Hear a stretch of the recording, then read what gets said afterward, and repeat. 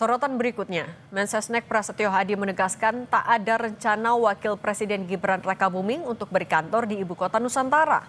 Pernyataan ini menanggapi usulan Waketum Partai Nasdem sekaligus Wakil Ketua DPR Saan Mustopa agar Gibran segera berkantor di IKN. Meski tak ada rencana itu, Pras mengaku tetap terbuka terhadap semua masukan.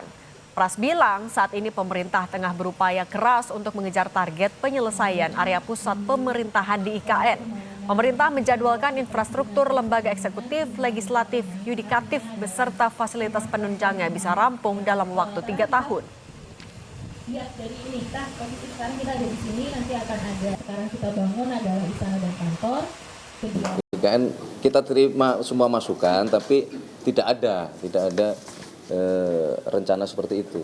Ya. Sekarang Kepala Otorita IKN dengan seluruh jajarannya sedang bekerja keras untuk menyelesaikan target dari pemerintah. 3 tahun menyelesaikan seluruh sarana prasarana yang kita perlukan. Saudara, di tengah kasus tudingan ijazah palsu, Presiden ke-7 Republik Indonesia Joko Widodo menghadiri acara reuni Fakultas Kehutanan Universitas Gadjah Mada. Jokowi menyebut tudingan ijazah palsu bernuansa politik. Informasi selengkapnya akan kami hadirkan usai jeda. Tetaplah bersama kami.